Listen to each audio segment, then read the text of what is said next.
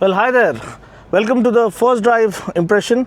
I already given you an overview of the car. You can watch that walk around in detail if you haven't already. So this is the Kailak, the latest and the greatest coming from the house of Skoda, and they say this is a designed in India, made for India SUV or compact, subcompact SUV to take on the likes of the Venue, the Nexon and the Brezza. And the best part is, it is Bharat NCAP 5-star rated safety. That's a good thing about this. 6 airbags are standard. Powertrain, there's only one powertrain to choose from. 1 liter turbo petrol, 114 PS, 178 Newton meters. This is the manual variant. We'll be driving the automatic later today if possible, if time permits. For now, let's tentatively get onto the main road and get going.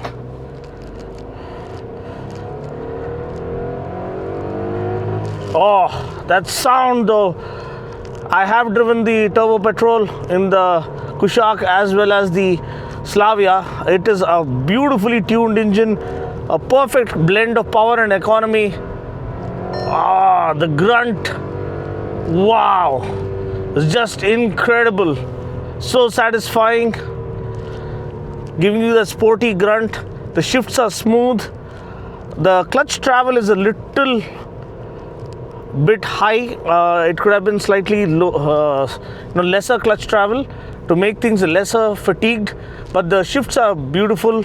The handling is brilliant. Let's see, take this corner. There is a very minimal body roll. We have 17-inch wheels to offer that superb straight line stability on highways when you're cruising in triple digit speeds, but when you're tackling corners, it isn't as sharp as the Kushaq, which sits slightly low.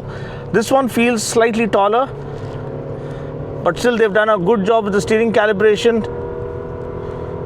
Oh man, these twisties are so satisfying. It's a well laid out road here in Goa. Let's shift up now. And once you shift up and start ambling around, you can see the NVH levels are very well controlled. You don't have too much of noise filtering through or annoying noise. So far it was a satisfying turbo engine noise to give you a sporty feel, but this one you can see it's died down. It's nice and calm and quiet, and you have nice glass area, so you have very good visibility all around.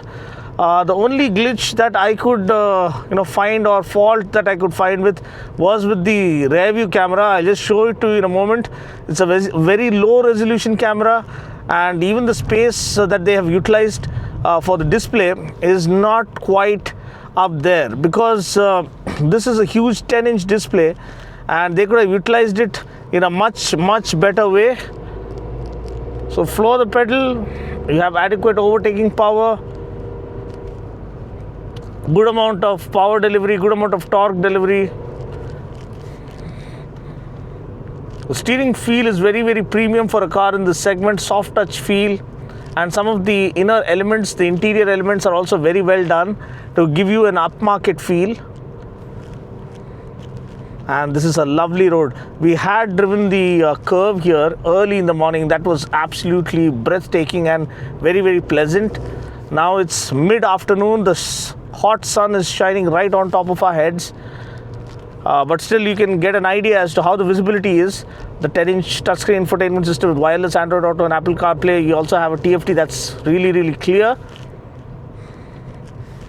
But this is a nice and twisty road. You would enjoy a motorcycle more on this road, and of course if it is virtually empty, then again you would enjoy a car as well. Sharp turns, well laid out corners.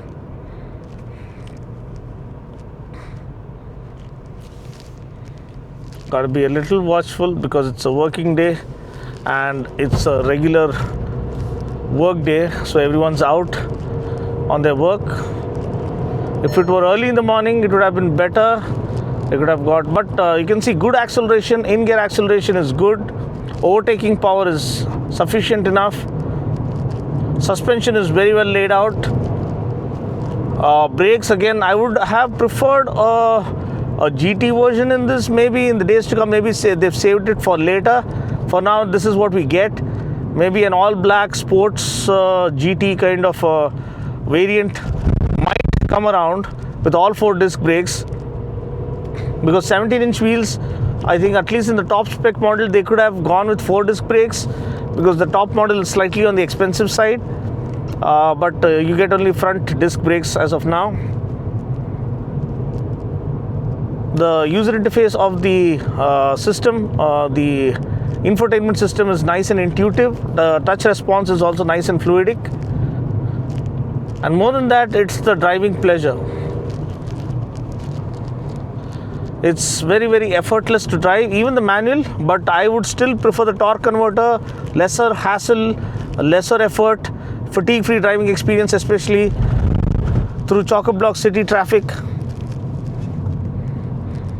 So all this makes the torque converter a more, recommendable choice. But yeah, some people prefer the old school way. They want to feel the gear stick. They want to feel the gear shifts happen. They want more control in their hands. So for them, you have the manual. And the more you drive, I think the clutch feel also is slightly you're getting used to it. So earlier in the morning, I felt it was a little too much. But now, having driven it for half a day, now I'm getting a hang of it.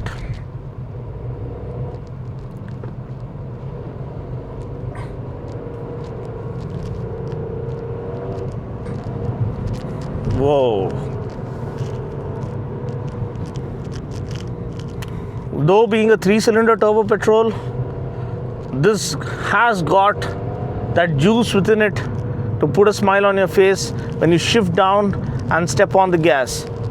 And the fuel efficiency is also well sorted, 19 to 20 kmpl depending on the transmission that you choose. So that's pretty much it. What is your initial impression? The seating comfort is also well sorted.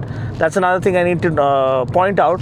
Again, you have power adjustable seats for the driver as well as the passenger. That's a good thing. As I told you, safety is well taken care of. 6 airbags are standard. That's a government norm now. So almost all the cars in 2025 will have that on offer. So let's just quickly turn around here.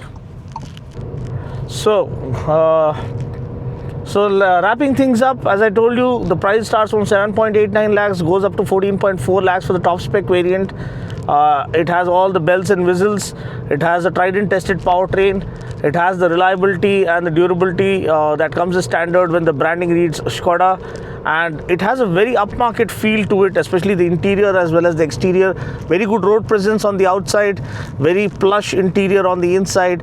So it's all well sorted, and it's here to actually pose a threat to the existing champions of this segment, like the Brezzas or the Venues or the Nexons. So let's see how it performs. Only time will tell as to how many people invest their trust in this particular car that's been designed and made for India.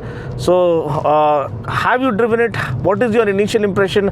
Would you prefer this over the competition? Feel free to comment below and let me know. I'll catch you guys in the next video. Until then, take care, God bless, and drive safe.